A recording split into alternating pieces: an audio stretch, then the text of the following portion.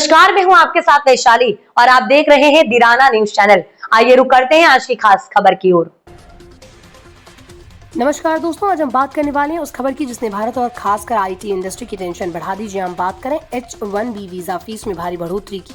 H1B visa को आप non immigrant visa कह सकते हैं, जिसका इस्तेमाल सबसे ज्यादा भारतीय आईटी प्रोफेशनल्स करते हैं। आमतौर पर ये वीजा 3 से 6 साल के लिए मिलता है और अमेरिका की बड़ी कंपनियां इसे हायर स्किल्ड कर्मचारियों के लिए इस्तेमाल करती है। लेकिन अब ट्रंप प्रशासन ने इसमें बड़ा बदलाव करते हुए फीस को कई गुना बढ़ा दिया। पहले जहाँ H1B वीजा की फीस लगभग 2000 से 5000 अमेरिकी डॉलर के बीच हुआ करती थी, अब वही फीस सीधे 1 लाख अमेरिकी डॉलर यानी करीब 90 लाख रुपए तक पहुंच गई। ये फैसला शुक्रवार को अमेरिकी राष्ट्रपति डोनाल्ड ट्रंप के साइन किए गए घोषणा पत्र के बाद सामने आया। दोस्तों, अब सवाल ये है कि इस फैसले का सबसे बड़ा असर किस पर पड़ेगा।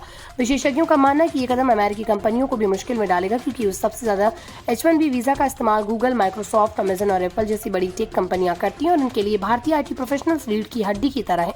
अगर आपकी बात करें तो साल 2025 के लिए अब तक सबसे ज्यादा H1B वीजा अमेजन को मिले हैं, कुल 10,044 स्वीकृतियां। इसके बाद दूसरे नंबर पर है भारत की दिग्गज कंपनी TCS, जिसे 5,505 वीजा मिले। लिस्ट में माइक्रोसॉफ्ट 5,189, मेटा 5,123, एप्पल 4,202 और गूगल 4,181 जैसी कंपनियां भी टॉप में शामिल हैं।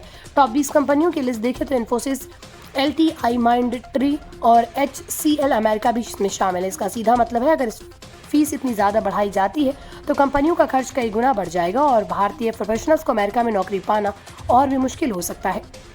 भारत की इस मामले को हल्के में नहीं ले रहा। सूत्रों के मुताबिक सरकार ने इस पर अमेरिका प्रशासन, आईटी इंडस्ट्री और नेस्कॉम के साथ बातचीत शुरू कर दी। सरकार चाहती भारतीय आईटी टैलेंट पर इसका गलत असर न पड़े। वहीं भारत ने अमेरिका में मौजूद भारतीय नागरिकों को भी मदद का आदेश दिया। एम्बेसी ने कहा गया कि अगले 24 घंटे में अमेरिका वापस जाने वाले भारतीय नागरिकों को हर संभव सहायता प्रदान की जाएगी।